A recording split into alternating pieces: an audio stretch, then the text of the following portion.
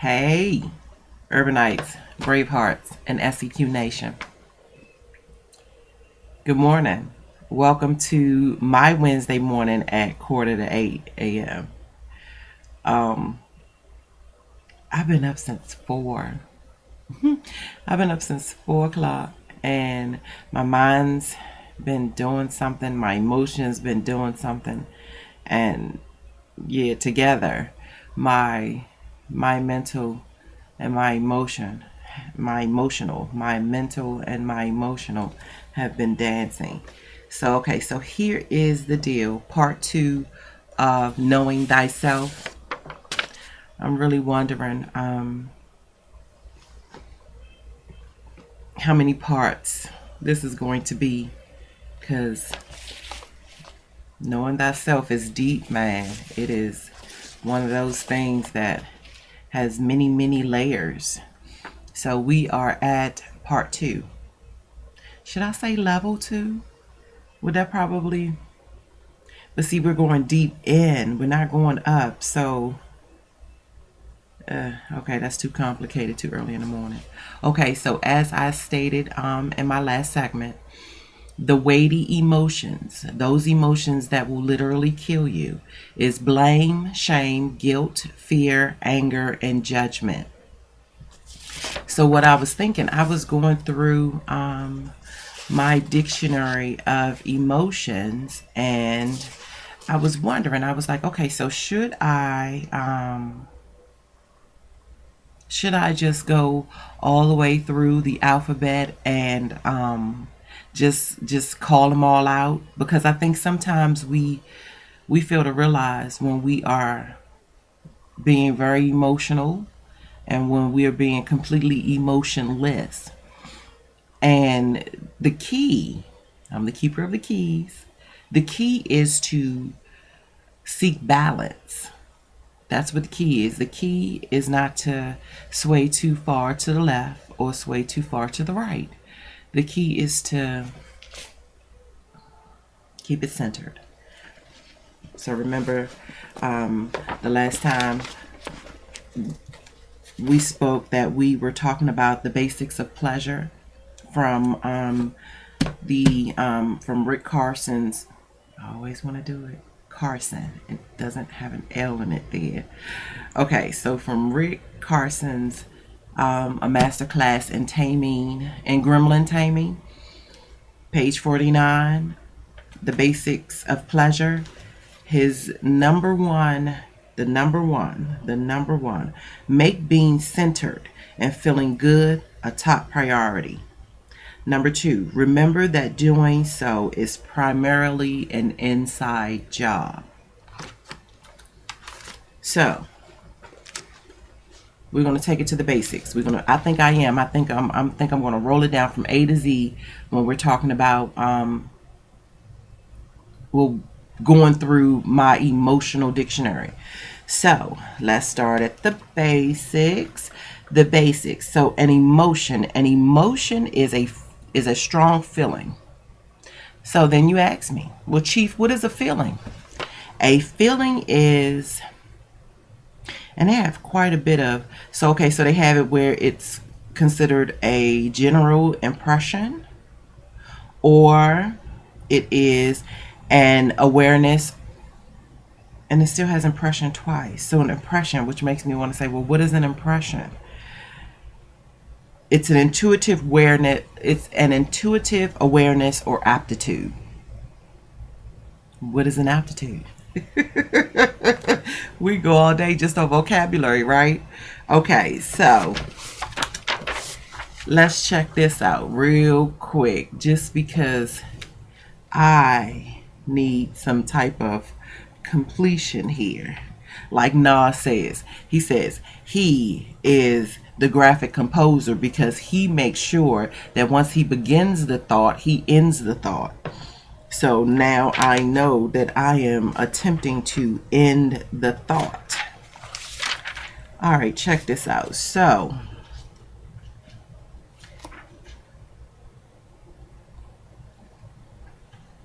aptitude, a natural ability or talent. Quickness in learning. suitability. So then that means that we can say that the awareness or aptitude, so the awareness of your ability to quickly learn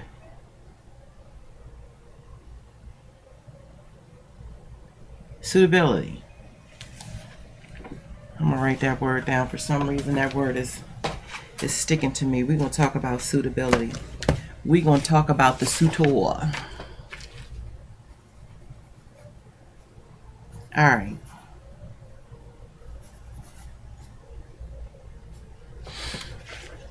Okay, so remember when we were going over the power of patience. So the power of patience in the last segment, Karma Peters says, the goal is, the objective is to reconnect with yourself and your inner talent. So the foundations, the bottom line is knowing thyself. And I gave you, in the last segment, I gave you 3 avenues, 3 channels to which you can begin to pull the data to know yourself, which is your Jungian personality assessment, your spiritual and innate gift assessment, which, oh my gosh, which means I need to, hold on y'all, the mind is working. I think I'm drowning in paper over here. I got too much stuff going on over here. Okay, so check this out. Oh, here we go.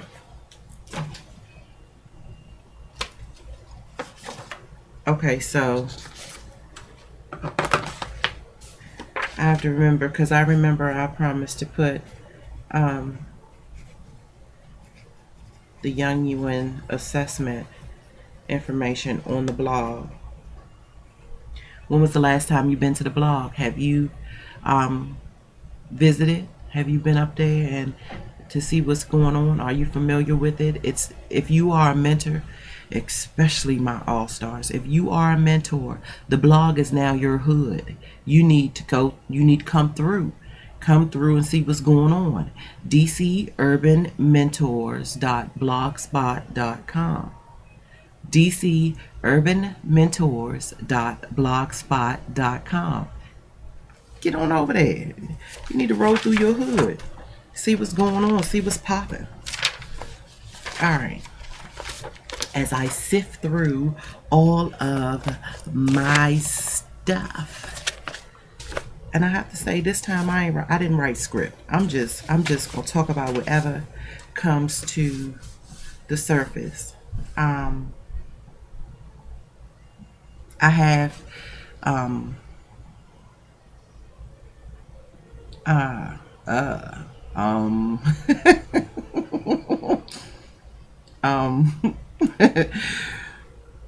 am human. Give me a minute. The mentors that play chess, I'm going to try my best to put the word out every time I'm going to say something every time it travels, every time it bubbles up, when it surfaces, I'm going to say something about it. We want to learn how to play chess. DC Urban Mentors, we are looking to bridge the gap in the metro area, the greater metro, greater DC. We want to hook up. We want to hang out with the chess players. So I need you to get the word out for those that you know are super with chess. Please call us, and there's a way to hook up with us via the blog. Know that I'm making the blog the landing strip. That's where it all goes down. As soon as you get there, and just to make sure that I speak correctly, as soon as you get there, I see you when you get there. Yep, right there. As soon as you click on it, right there, the logo of DC Urban Mentors. It's called A Time to Talk. Just click on that, and our organizational schedule pops up. Let me click on it to make sure that it's operational so that I know that I'm telling you the correct information. And then it takes you right to our scheduling page, and you will click on the one that applies to you. I have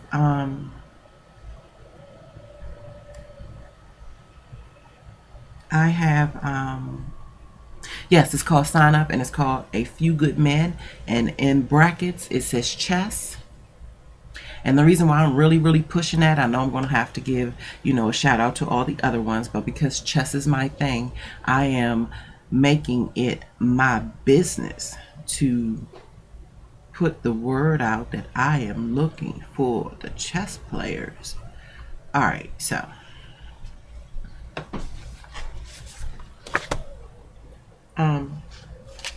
knowing thyself. So I promised that we were going to get into intentionality. But before I do, I have a message. So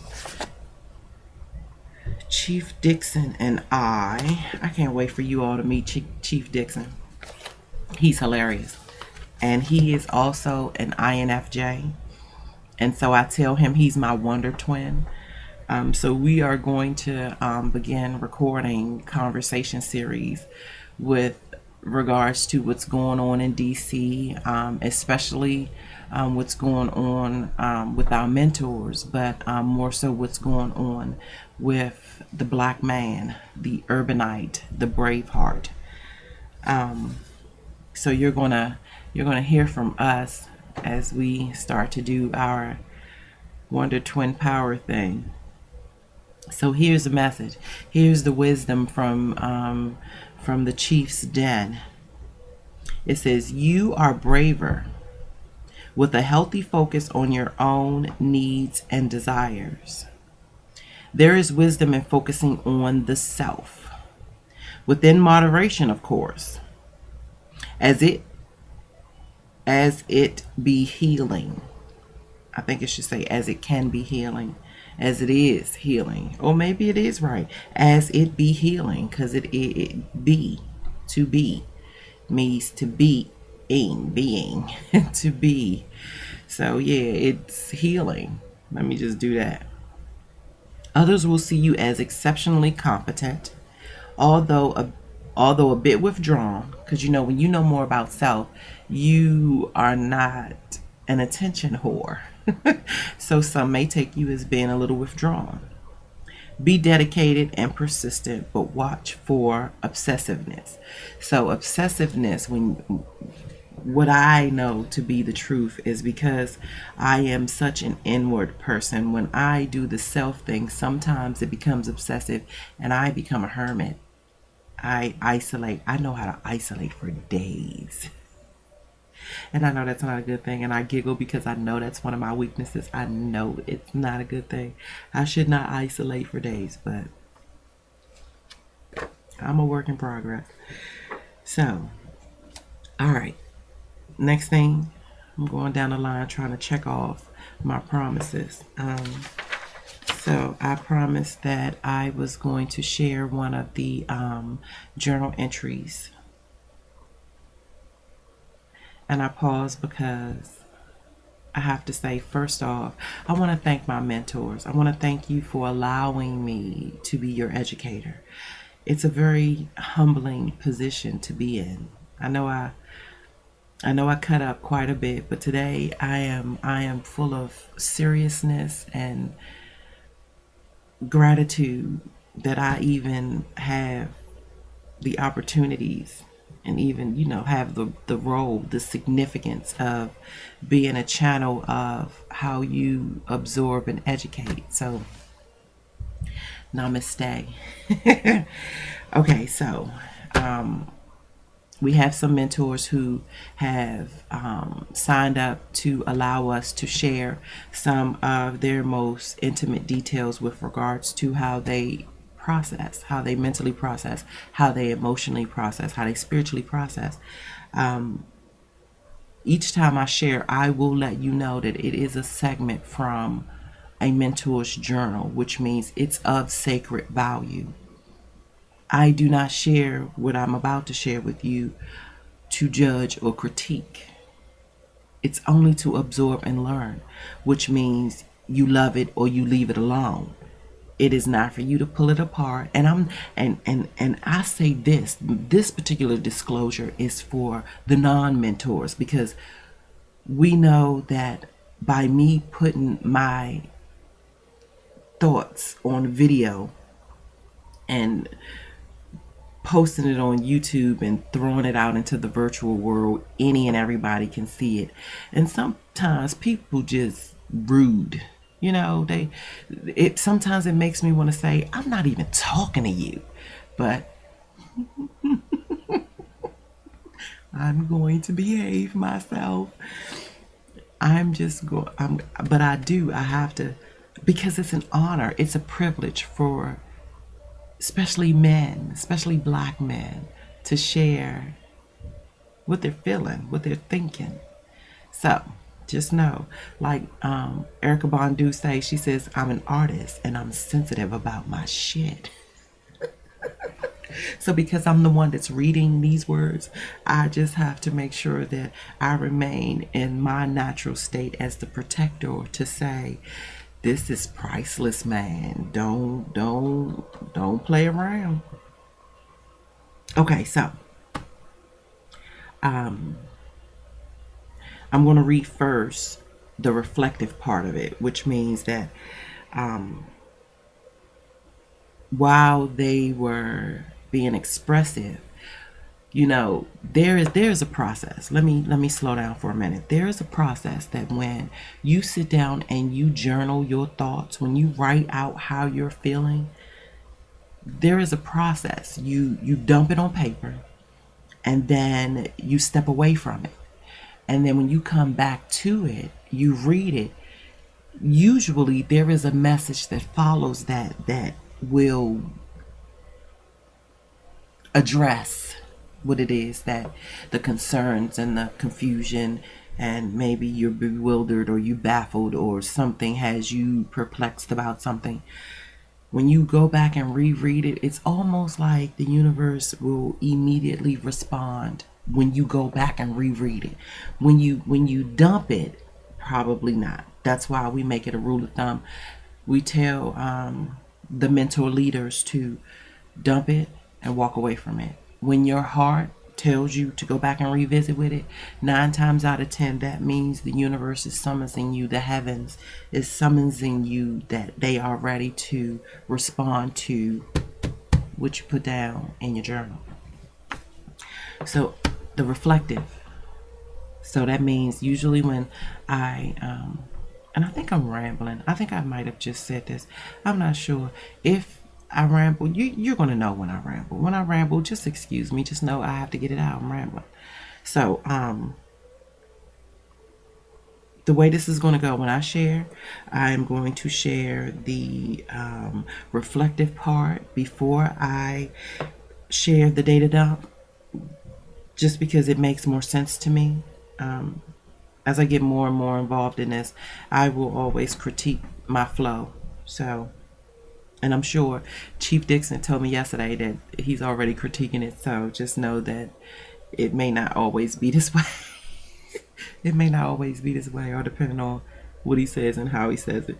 Okay, so this was the reflection came. It doesn't say when the data dump was, but the reflection was in May 2014 at 10 a.m.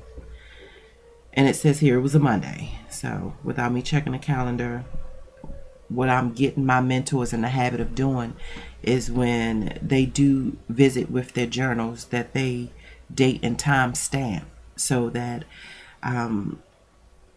we can start to benchmark that flow. It's all in really becoming aware of and fine-tuning self-awareness. So May 5th, 2014 at 10 a.m. It says, put progress, growth, and improvement at the top of your list.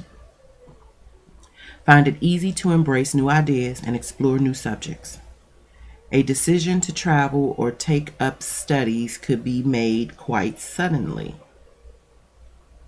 Your energy levels are elevated and you are now stimulated to start taking steps to fulfill a dream goal, although you may miscalculate on a few details. Follow your heart's desires and immerse yourself in what truly pleases you, and you will discover rewards down the road, perhaps when you least expect it. That's the reflective. That's the reflective part. That's the part. That's the message that came back after this was written. When I leave American society, my mind and emotions will begin to heal. My actions and thoughts will automatically begin to correct themselves. I refuse to watch the BS on television, eat fast food, false food, it's in parentheses, false food, or listen to the intuitive killing music they insist on pumping through the airways. That's deep. That's deep. Slowly but surely, my Negro programming will begin to wear off. My taste buds will change. Even the smell of my skin will transform its fragrance. I'm telling you. And it doesn't matter how many times I read that. That is the intimate detail of a man's thought. The intimate detail of a human's emotional stamina and psyche in alignment with one another, each other. That's the reflective value of someone's mental and emotional. I think I just said that. It just not blows me, but yeah, it blows. It blows. It does something. It does something to me every time I read it. For one, to be that transparent and authentic, because I feel it. That's me. That's me. I said this. This is me saying this. So when you have others that can relate to where you are,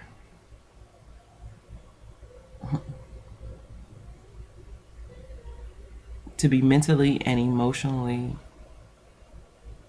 harmonic. Okay, so which will take us back to the message of the Chiefs. You are braver with a healthy focus on your own needs and desires. Very interesting, people. Super duper interesting. So I'm going to take this opportunity to move right into our quote fest, which I think I had said before that I am going to blend it all together, that I'm not going to break it up anymore. I'm not going to do a separate quote fest, and I'm not going to do a separate espresso segment, and I'm not going to do a separate lesson and lecture. I'm going to combine them all together. So now we are going to move into, and I don't have a specific flow. I'm going to flip-flop. The only thing that I can hope is that your pencil is at the ready, your notebook is out, your flashcards, and don't get them little flashcards. Don't get them punk-ass flashcards. You need flashcards that are about this big so that you can write, and you utilize the back and the front. You utilize the lines and you utilize the free flow. And usually when I write free flow, because I'm left-handed, I usually write from this angle. Okay, so here we go. Quote number 1. Let us love winter, for it is the spring of genius. And I think the last quote fest, I made that one of the leading quotes because I just think it's awesome, especially seeing is that we are in that particular season. So that means that Whoa, whoa, whoa, whoa. There is a TED Talk clip. It's escaping me right now. Okay, so I gotta write that down too, because I definitely want you to see it. And I am going to make sure that I link it on the blog, dcurbanmentors.blogspot.com. And I think it is the author of the book Eat, Love, Pray. You remember the movie with Julia Roberts? And as a matter of fact, I said that's what I was going to do too. The ending quote that Julia Roberts, she's speaking it, but like the movie's playing while she's getting ready to meet her beau, and they getting ready to, he challenged her about falling in love, and so he's like, you ducking this rack, as as Chief Dixon says all the time. He says that he tells me that, you ducking that rack. So, he was questioning her about her, being scared to love and let loose and live life and all that other kind of stuff. So, as the movie was going off, there was this end quote about, how she is transposing her paradigm to look at life a little differently, that she's welcoming in love, and that everything that she experienced is a lesson, and that everybody that she comes across is actually her teacher. And good, bad, or indifferent, there is something that is somewhere in there that is a contribution to her molding, and that she's not going to deny regardless of. So then she goes and jumps in his arms, and they go and sail out into the sunset. I would tell you, it's so adorable. So I'm going to make sure, and I think I already pulled that because I had it on my mind to. Nah, that's not it. I had it on my mind to. Oh, hope. No, I had it on my mind to make it part of the quote fest. So I know that I'm going to get that for you and put it up there because it's powerful. It's really, really meaty. It's a good deal. Okay, so and that quote was by oh my gosh, and I always screw his name up. Pietro Argentino. And Pietro, if that is not the way your name is spelled, I'm real cocky with it. I'm thinking that you're going to actually view this, right? Hopefully you have a mentor's mindset, and some kind of miraculous way this video gets to you, and you consider yourself a brave heart or an urbanite, and it links up to you, and you see that I have recited one of your quotes, and life just becomes enormous. Okay, so quote number 2.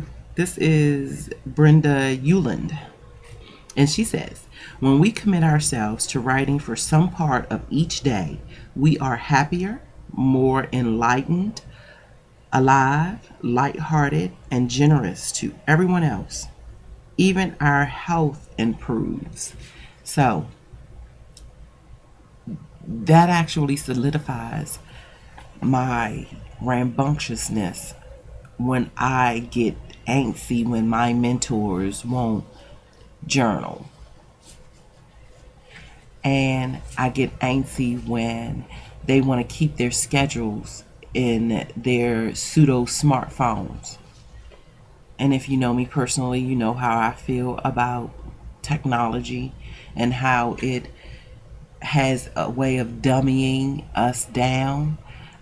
These smartphones are not smart at all. I get a little agitated. It's a dumbass phone and it can't do too much of nothing unless you put your thought and your intuition into it, and then it's deep, then it has some type of coding where it does all this. It rings, it reminds you, it dings, you can store all your data in it. But then the thing about it is, then you don't remember nobody's phone number. You don't remember nobody's birthday. Like, it just seems like it's one of those powers that be to turn us into the walking zombies that keep us connected to the matrix, that kind of thing. Because if you don't put anything in that phone, it can't do anything. So it's really not smart at all.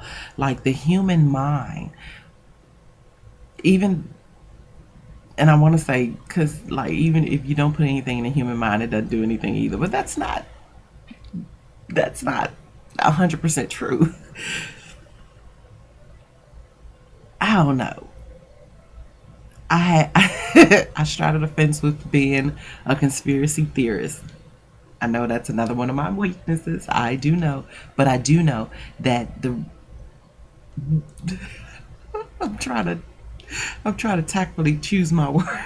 I have to realize I'm talking to my students here. You're my pupils. Um, okay, I'm gonna leave that alone. I'm gonna stick to what it is that I'm supposed to be talking about because I know I can get off on a tangent. Okay, so quote number 2, it is highly suggesting that we write it out, that we journal, because it will make us happier and more enlightened and alive and lighthearted and generous. Those are the things we seem to be lacking ever since technology got on the scene. It was being jeopardized prior to the techno age, but it seems like it's really bad now. Like, call your mother. Where my phone at? You don't know her phone number? Nah. Oh my gosh. Okay, so quote number 3. Call so and so. Where my phone at? You don't know the number? Nah.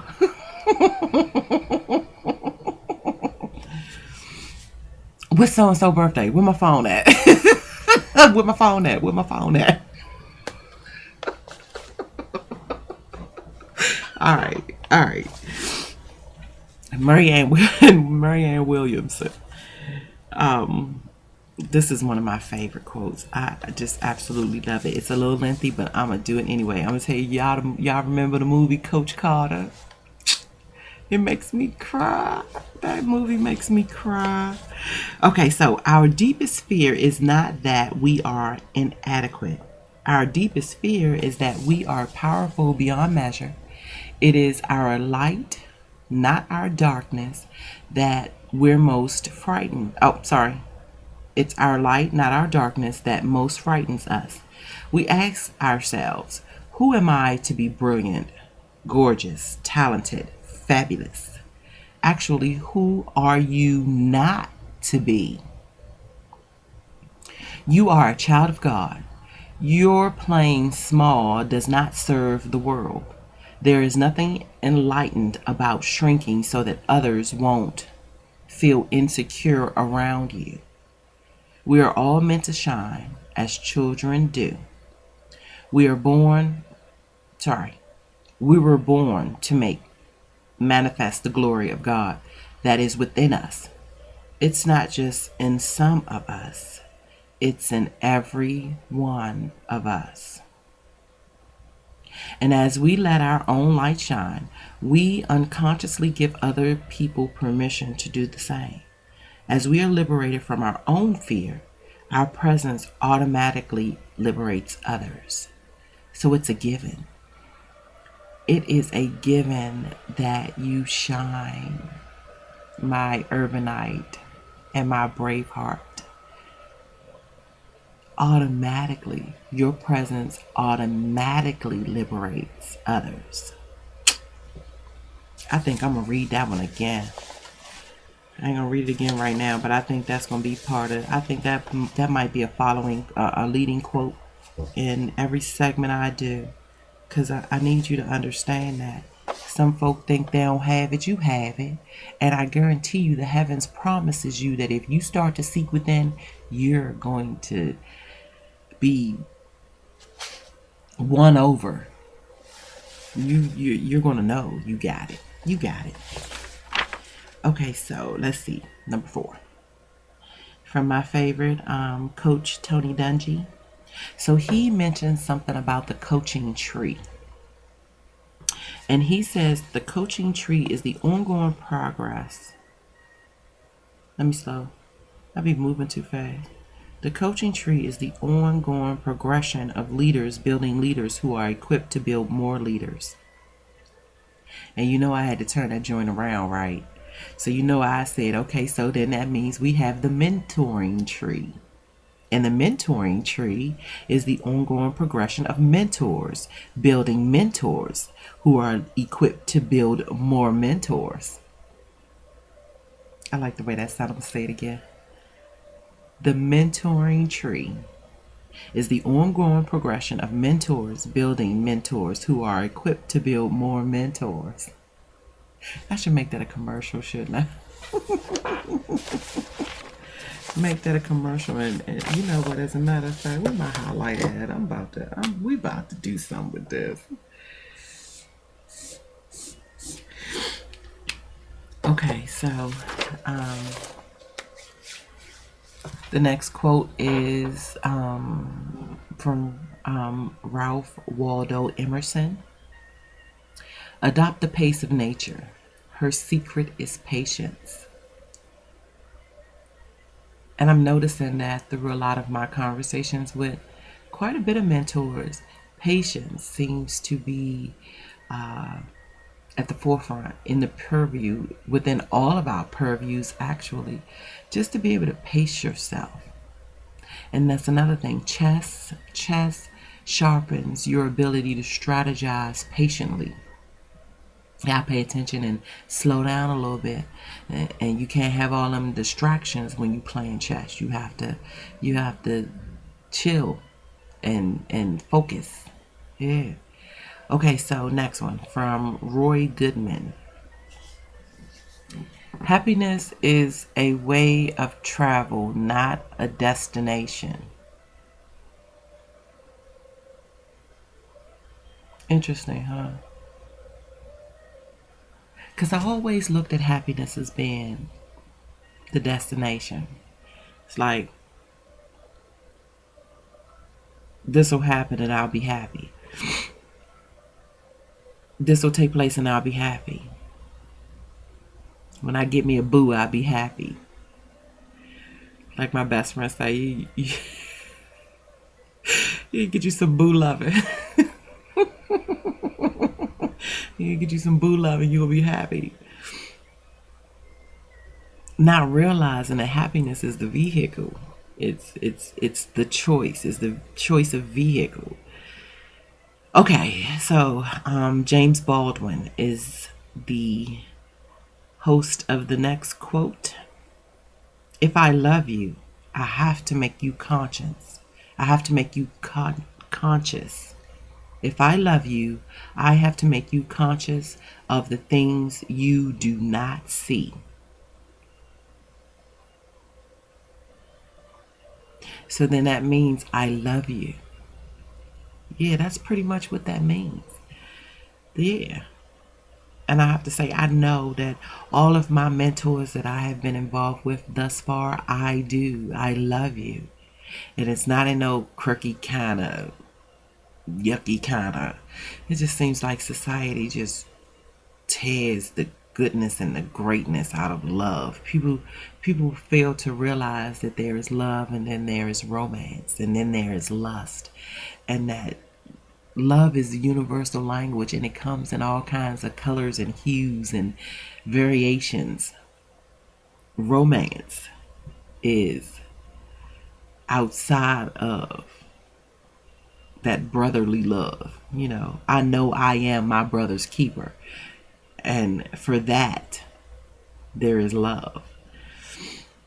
You know the truth by the way that it feels. Yeah. Okay, so the next one is Michael Baisden. And I have to say, you know, and I don't say this to too many, but I guess if I'm gonna put it out there, I'm saying it to everybody. But I swear Michael Baisden looks like this guy I used to date, and his name was Mike. It's like, I remember I used to hear Michael Baisden's voice for years, and I never knew what he looked like. And I remember I was at Addison Road Metro and I was getting off the train and I was getting ready to go up the escalator and I saw the big, you know how they have it in the little part that you sit in, like the whole advertisement. And I saw his face and I had to, because immediately when I saw the big picture, I saw his face. I didn't look at the bottom to realize that it was Michael Baisden. And I had to do a double take. I was like, wow, that looked like Mike. And when I looked down and saw that it was Michael Baisden, I literally like, all these people are doing this, right? Getting off the train. And I stopped, literally stopped dead in my tracks. Sitting there looking. I know they was like, what is wrong with this woman? Just sitting there looking at the poster like, are you serious? Okay, so, woo. Okay, so Michael Baisden says, while you're busy looking for the perfect person, you'll probably miss the imperfect person who could make you perfectly happy. I struggle with that one. I'm going to be honest. I'm going to be completely honest to let you know that I struggle with that one because in my mind, I have this perfect person. I have the silhouette of the perfect man. And it does have something to do with what he look like, but then kind of it doesn't. It's more so about what he feel like. Yeah, because I'm not a superficial type of person. And sometimes I be thinking like, especially on the lines of romance, I'm like, I'm real simplistic when it comes to it. But then I get to talking to some folk and some people like, but they really know you're not. Because if you were simplistic, then that means that you would be talking about the superficial, what he looked like, what he got. But see, you go deep. You go deep, which means it's no longer simplistic. It's very complex.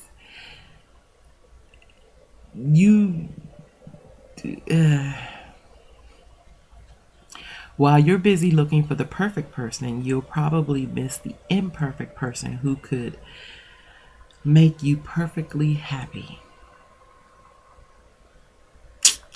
Okay. All right. Oh, wow. And that's the showstopper. Okay, so that's the last quote. That's the last quote. Interesting. Is it enough for me to... That's the showstopper. While you are busy looking for the perfect person, you'll probably miss the imperfect person that can make you perfectly happy. So I wonder about that, really, like, what I have conjured up in my mind, is that what's keeping me from the imperfect person? Because I have a thing. Because I talk to a lot of men, and that's not to say all of them come out the box, but the ones that do come out the box, I guess they sometimes have this whole thing because I'm a girl, that I have the inability to lead a group of men. So those that when I sense that in their character, I will put up the formalities.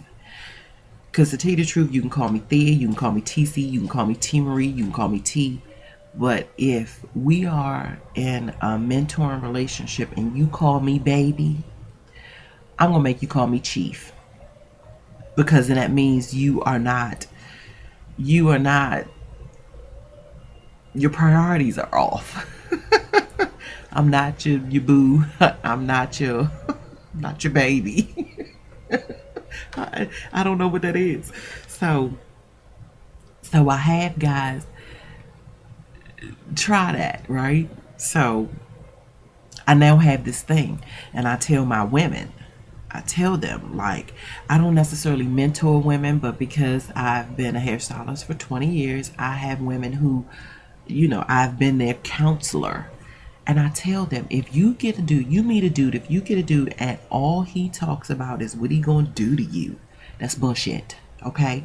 All of the elaborate array of conceptualizations and ideas and passions and causes and commitments and devotion, all of the elements of life.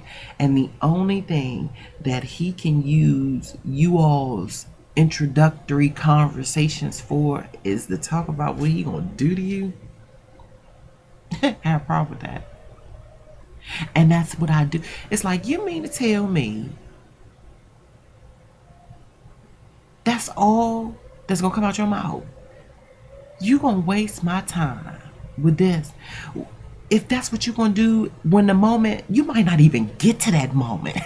So when the moment, if the moment ever arises, then you just do what you do. Why do you have to preface what you're gonna do? It is an immediate turn off to me. All that dirty talk, that is so unattractive. It's so freaking unattractive. So I tell anybody that to win my heart, you would have to never mention anything of any type of sensual or lustful value.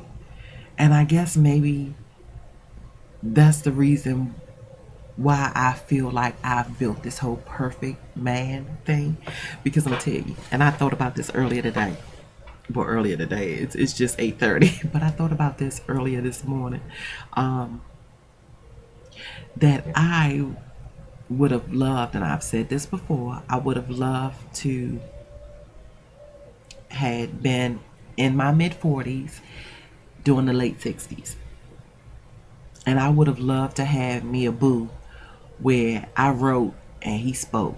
Like, he had the podium and me and him had this thing going on, and that all of the oppression, we were slaying it together, and that our downtime was critiquing speech or going through content, or it's like I am the woman behind the man, like, because I know I have substantial intellectual value and I will dig into and string things together. I'm the keeper of the keys. And I'm just like, my man, I would have loved for him to have that banging afro with his little leather on, at the podium, speaking and bringing and breathing life to the words that I have sat and accumulated. That's what I dream about. That's what I dream about. And the stuff that these men today are coming with, and you think you macking. It's just like, for real? Alright. I'll do better as your mentor. Let me teach you something. Allow me to share some things with you. Allow our conversation to become more robust. And then maybe, if you ain't talking about nothing, if me and you cannot hold at least a 45-minute conversation that does not involve sex at all, if we can't get there, because I'm telling you, I have men in my life where we can hit the 3-hour mark and no, none of that shenanigan come up. Like, we are really discussing some real goodness, and you will come up here talking about something. All right, I'm gonna get back. I'm turning back into educator mode. We're gonna get back into where we belong, because I know I'm supposed to give more content than my opinion. Okay, so intentionality, your motives, is hold, because what we are going to do is establish something that is called emotionality.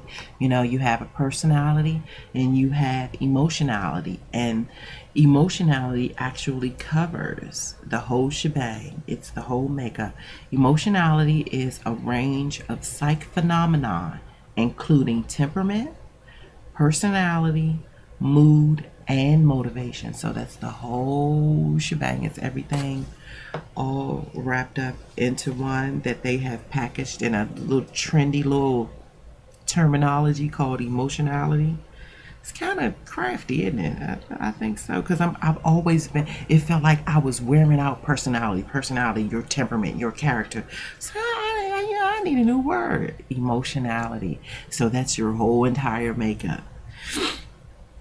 So I wanted to, yeah, okay. So we set that basis. So we got terminology for emotion, got terminology for feeling, we got the terminology for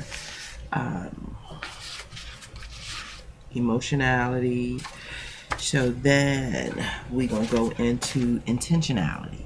So intentionality is the thinking and acting on purpose, done with specific intention, an act or instance of determining mentally upon some action or result. So the challenge comes forth. You know what, T? I think that, what it is that you speak, I think that you should begin to do videos. I think that the message of the mentors can begin to travel the grapevine if you start to do the videos. When you do that, I think that what it is, our movement, our momentum will propel. So I've become very intentional. I've made a solid intent to get up in the morning and record, regardless of how I'm feeling. So you will notice that some days I'm high on video vibrancy and some days I'm low. And usually when I'm low, I try to forewarn you, because I just try to forewarn you, because I'm not here for accolades. I'm not here for likes and high ratings. I'm here to distribute the message. So as an educator, just know that there will be days that I'm kind of low on my fairy dust. So being intentful, you manage the distractions and keep focus on your objectives.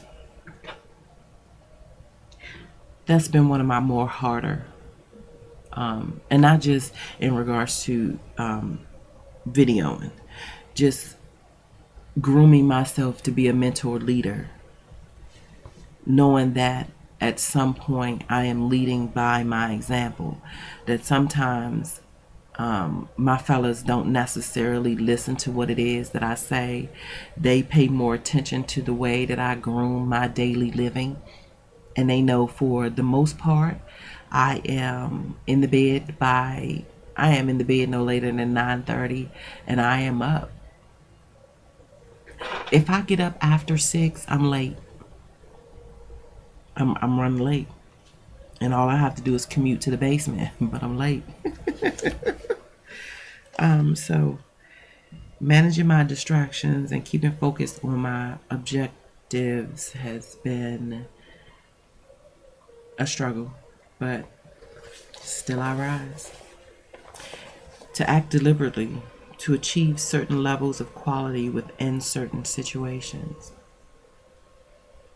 Yeah, that's been a challenge for me too, because I would more so be reactive instead of proactive, especially if I say evil knows how to sideswipe me, because if it comes into my space, I've been getting good at it day by day. Every day is just a work in progress. But certain situations with certain people, I'm still working on that. Because next thing you know, it's like I done leaped over there. Like, oh, that bed. Get yourself together. And you already know, once you say something to somebody or hurt with your words, you cannot take it back. You can say sorry, but you already done cut them. And also, the third element of the base of intentionality is to remain clear on what it is that you want.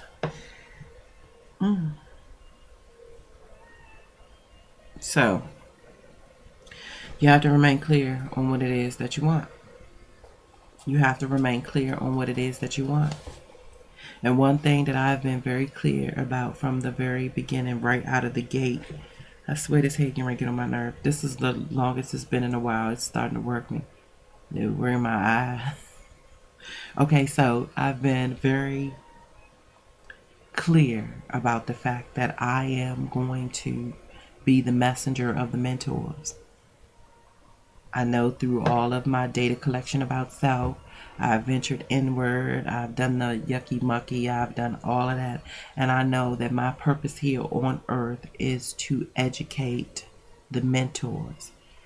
Because, like we say, the mentoring tree is the ongoing progression of mentors building leaders who are equipped to build more leaders. I think I'm about to make that my mission statement. That's about to be our mission statement. Speaking of which, DC Urban blog, DC Urban, I'm going too fast, DCUrbanMentors.blogspot.com. Go up there and order your dog tags. And I don't even know which. I got too much stuff going on here. I don't know where I'm going to put it. But see, I don't want to put it because I know I'm going to need it in a few minutes. Go to the blog. And I already said the blog is now your hood. So go to your hood. Go to your virtual hood. And scroll down 1, 2, 3, 4, 5, 6, 7, 8, 9. The 9th image on the right is ordering your dog tags. And I just clicked it, so yes, it works. And you can go up there and you can put whatever it is that you want to put on there. Because it's Christmas time, they got like awesome next day delivery and all that other kind of stuff.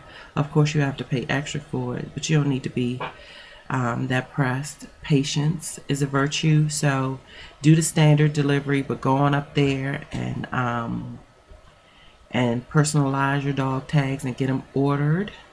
Because all of the mentors, I think for the summer, we're gonna be trying to rock them hard.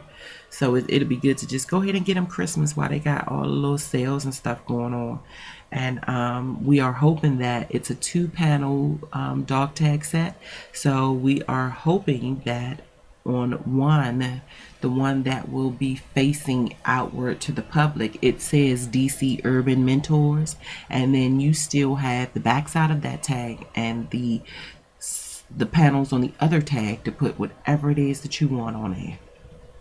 But I'm going to go ahead on and put the word out to tell y'all to start ordering your dog tags. So it is the 9th image on the right of your virtual neighborhood, and you click on it, it works, and go ahead on and order your tags. So that's the elements of intentionality, your motive, doing things intentful, doing things on purpose, making sure that you say in your mind, I'm going to do it, and then you go do it. Or if you say you're going to do it and you know you can't do it because life happens, don't drop it off the list. Get to it. You're like, all right, well, I couldn't get to it this week. We're going to see what's going on next week. Next week come, you might land it, but then again, you might not. Okay, well, I can't get to it this week either. Next week. Meaning don't lose the intention to do so. Which drops me into our next, which is catalyzing change. Catalyzing change. See, and right at the right moment, just listen to it. This is how you know you will be the catalyzing of change. You'll be the catalyst of change.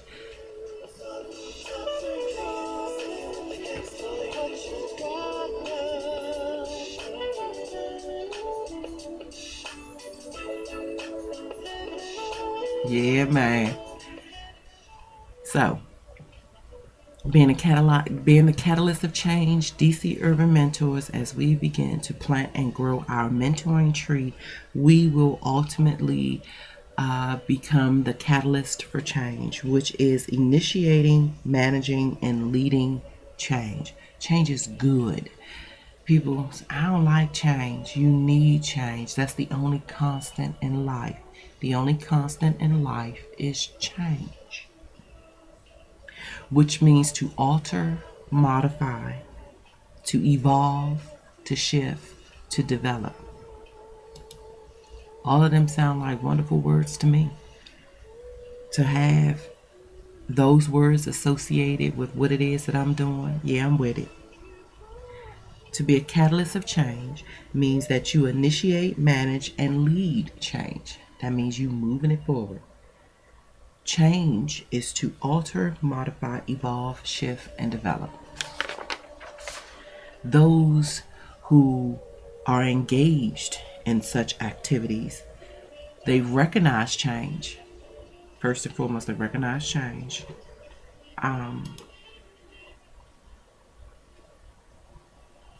They challenge the status quo. And I know I'm a status quo challenger. When I was younger, it was called rebellion. Thea, you real rebellious. Then as I got in my 20s, it's Thea, you mannish.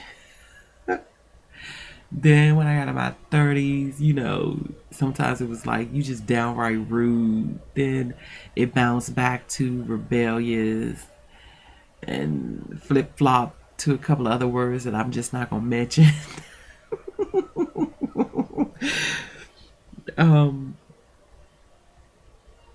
But yeah, I purposely, everybody going this way, I'll purposely go that way. Just because, for one, I don't want to deal with all the people.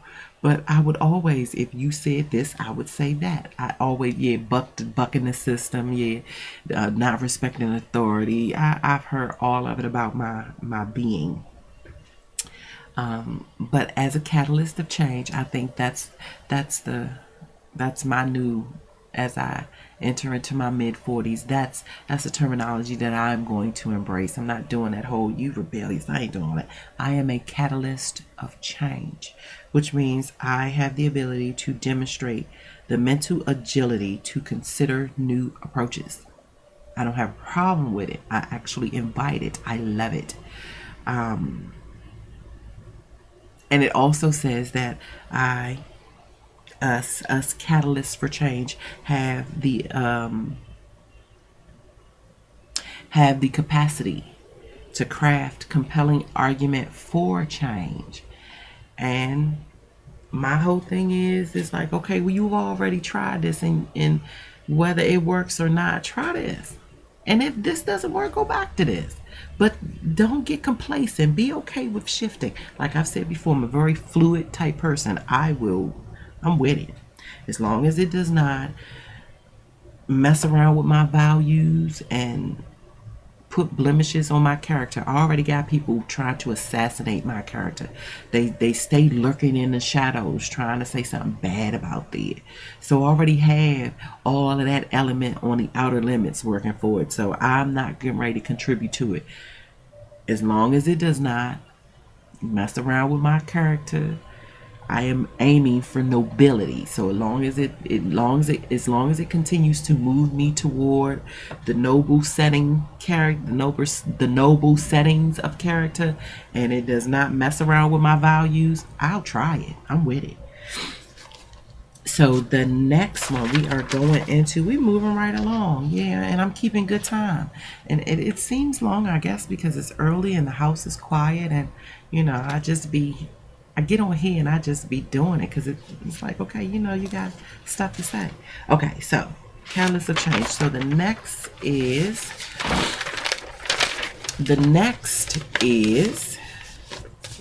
building bonds. And like I said before, we're not talking about your financial bonds. We are not talking about that fake image of success type bonds. We are talking about your spiritual bonds, your emotional bonds. We're talking about the stuff that legend is made of when you start to solidify your relationships and start to engage in crafty conversation. So, building bonds is nurturing and maintaining relationships, cultivating a wide network, connecting with others on a deeper rather than superficial level.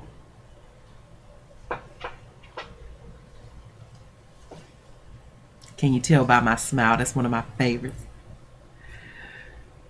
I just can't stand superficiality. I hate it. Okay, so those that actively engage in building bonds, they exchange ideas and they rally support.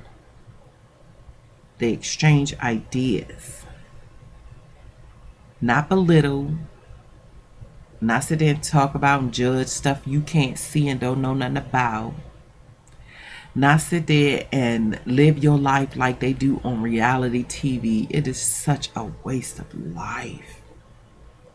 And it's like, do you really think people live like that? Don't you know the minute that they get in front of the camera and get that nice old check that they are instructed to beef it up? The network is not going to continue to pump money into a series that's not pulling the ratings. Which is, I'm going to say this, but understand I'm going to elaborate in another segment. People don't understand folk don't understand how valuable. And I will say, I'm gonna clean it up. I'm not talking about people, because the average people, then that means you have to be the collective mixing pool of all of who we are. I say folk meaning urban folk, because those are the ones, we are the ones that they purposely, neglectfully made sure, meticulously made sure that we did not know what was going on. They went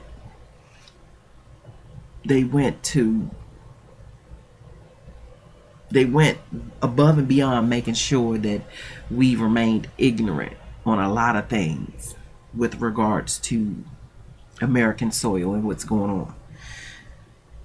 So we were not part of the crew of exchanging ideas. So culturally, historically, we only going to regurgitate what has been thrown into us. And what's been thrown into us is a lot of harsh language. And we just we'll do nothing but recycle it. So give me a minute. Well, give me a moment, not a whole minute. I'm not gonna take no whole minute.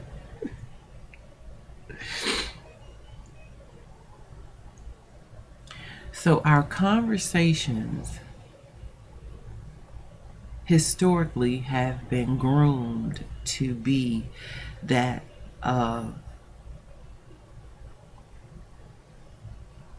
inefficiency and non-production.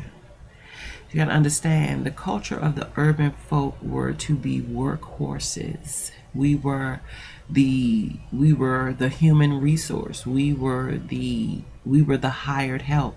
Not even hired, because after the 1600s, after they realized that they could just go over to Africa and bully us over here, take us by arm. We were no longer considered hired help. They wanted to get free labor. That's how the whole slavery thing on American soil came about with regards to the African people, because they wanted to not have to ship us over here and pay us. They wanted free labor. And they knew the only way that they could be able to manage that was to make sure we did not understand the language. We never became educated or became part of the idea pool. When you include someone in your ideas, that means you are pretty much considering what it is that they have to contribute to the making and the manifestation of such idea. So what I would like for us urban folk to start doing as we continue to build our bonds is to begin exchanging ideas. Make it purposeful that your conversations are about rallying support and exchanging ideas. That it's about building rapport and keeping people in the loop. See, that's how other cultures do it. That's how other cultures are able to come here, set up shop, and set up shop and go forth and conquer. We're the only people, we're the only culture that haven't been able to do that. So, Black Wall Street, Tulsa, Oklahoma, take it right back.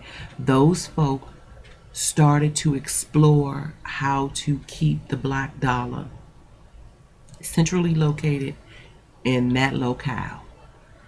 And for a while, they monopolized. They had all sorts of things. They had their own railroad. They were importing and exporting. They had their own doctor's office. They had their own stores. They had their own airport. The black economic in that little central locale was doing greater at one point than the entire nation. Now it's being stated that the black dollar does not transfer within its culture. Black folk receive their money and they go spend it with other cultures immediately.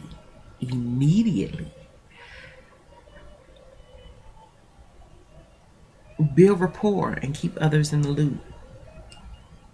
Exchange ideas and rally support. Respect and earn the trust of people at all levels and all departments of life. Respect and appreciate individual differences in perspective and background. Imagine that. It's coffee time.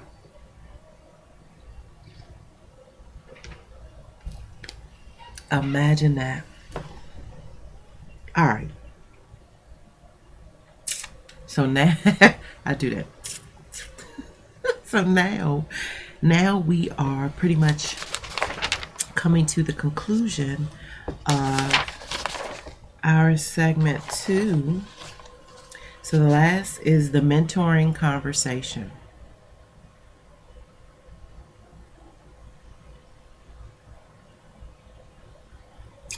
So, my mentors, what I'm about to share with you is just a suggestion. I don't think that we should get in the mode of following a particular script because I want your heart to be your script. The only foundational, immovable element of what it is that I teach is that you know thyself. Everything else is customizable. You will do it according to what your inner voice, what your heart, the way your heart prompts you to do it. So just know that this is just mere suggestion or guideline until you are able to start customizing your conversations to fit the situation or the circumstance. Okay, so step 1, you check in. I have some mentors that are really, really good with this. They will know that they have a branch of mentees under them, under their influence or their impact, and they will check in with all of them systematically. Then I have mentors that check in when their heart tells them to check in, or when that mentee pops up, or as the situation and circumstance calls for it. So either way, Do it how it feels good to you.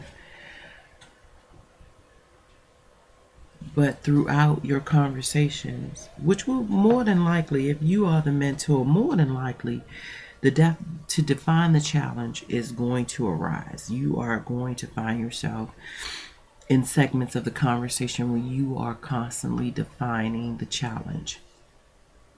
Whether it's your challenge or the mentee's challenge, you'll be defining the challenge.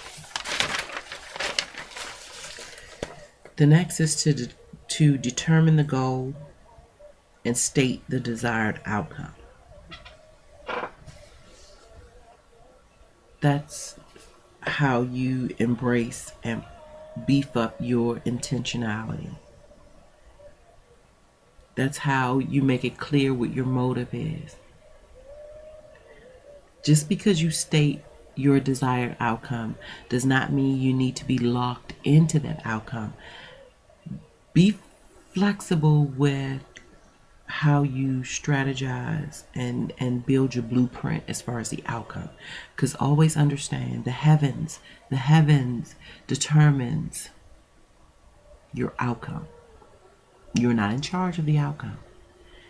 You can state it, but you really should state it with the preface that this is what I'm expecting, but by no means is it stamped. If things arise or new information is contributed or new people come aboard, then just know that things will conform just as it should. You have to be a generator of options, which leads back into being flexible. Always be on the lookout for what the options are.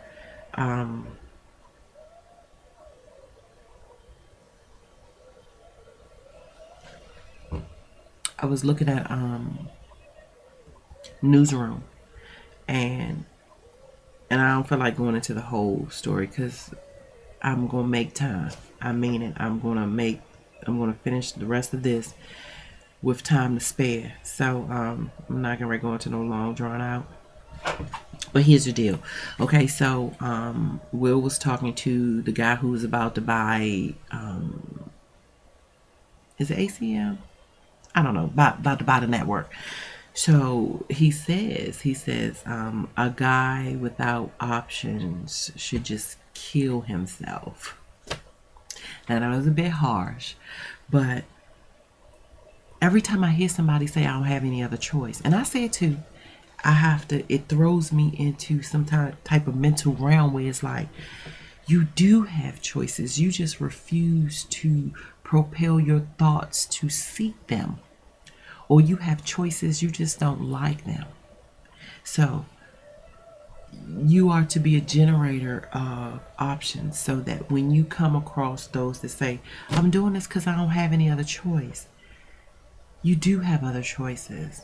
And you have other choices, and I'm going to take advantage of the fact that I'm on the outside of this circumstance to help you generate your other options, help you see the bigger, broader picture, because there are options and alternatives and choices all over the place. You just right now, because you're smack dab in the middle of the circumstance, you're not able to kind of look around and see because you're focused on the circumstance. So I want my mentors to take advantage of your privilege to be on the outside of the situation. When you identify that you're on the outside of the situation, turn yourself into the generator of options for that mentee. Go right into it and start looking for the alternatives and present those alternatives. Now, that's not to say that they are going to take it and embrace it, because I have to talk some mentors out of that whole, I told him what to do and he ain't take it, so I don't want to tell him no more. It wasn't necessarily meant for him to bite or her to bite on whatever it is that you said. They still have to walk the line that their heart tells them. You are just the presenter. You're just the presenter. They can take it or leave it. They can love it or leave it alone. And you are not to feel any way about it regardless. You are not to get hyped up if they take it. You are not to feel rejected if they don't take it. You are just the presenter. Okay? So then you help them evaluate the options. And you help them do a values check. Okay? So everybody, you help yourself do a values check. You help them do a values check. Why? We're starting at why. We're back at that why element. Very, very key. I already said before, asking why is a very prominent key to being a mentor. Why are we doing this? Why are we here? Why are we talking about this? Why? So when you do a values check, more than likely, if you start with why, your values will begin to surface, if they haven't already surfaced. Select the most valuable option and create a strategy. Now, that seems very theoretical because the strategy is going to reveal itself. People sometimes have the wrong impression about what strategy is. It's a very exotic word, especially in the boardroom. In corporate America, the word strategy is an exotic term because it's an enigma to people who don't know how to do it, and it's abused by the people who do. So, because strategy, like if you have the winning strategy, man, that could take you to levels beyond your imagination.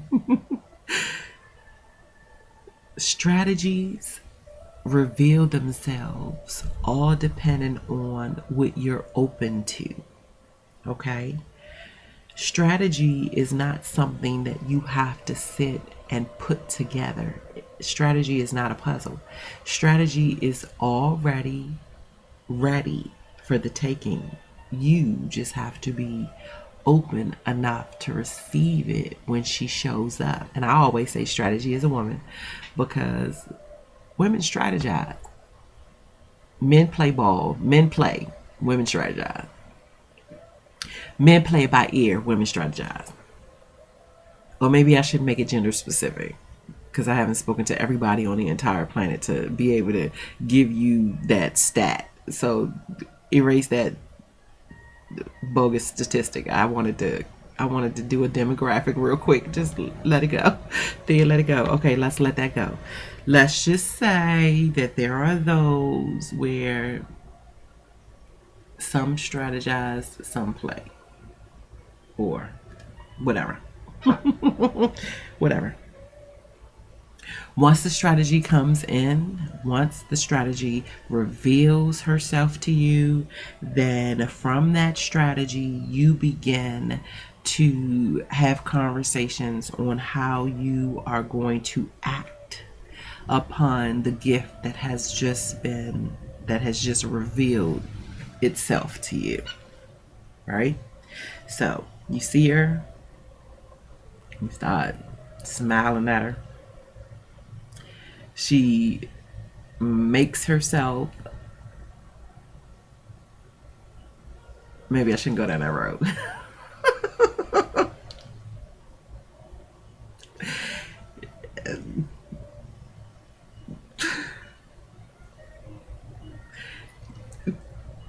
You see the strategy, you and the strategy connect. Then you start developing a plan and structuring your conversations to utilize such strategy. And then once you do that, you anchor it. You anchor it and then you maximize off of it. Yeah, that's safer. So that's how you do that. And that's how you do the entire conversation. So between you and your mentee or you and your group, you will make sure that you constantly do a values check.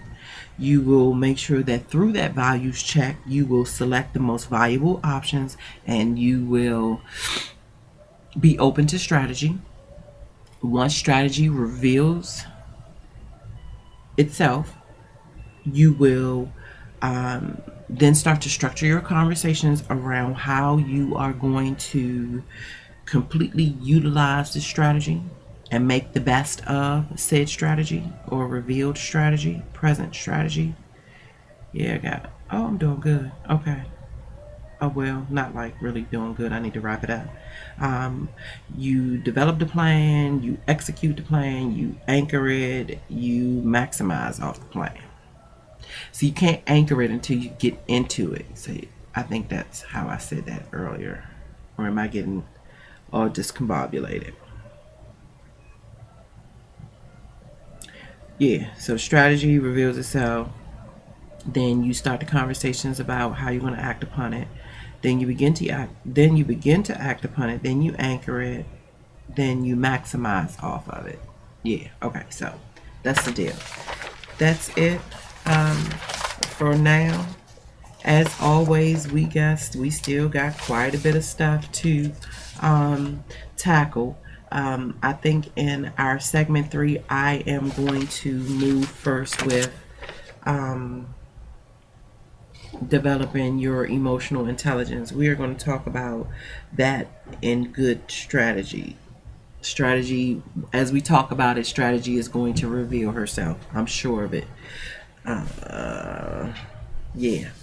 So, segment 3 of Knowing Thyself is up next. And as always, it's been my honor. Thank you very much for allowing me to be your educator. And I hope that through my ramblings, that somewhere in and out of there, you found a wealth of content that you are able to lead with and proceed with. And until next time, namaste.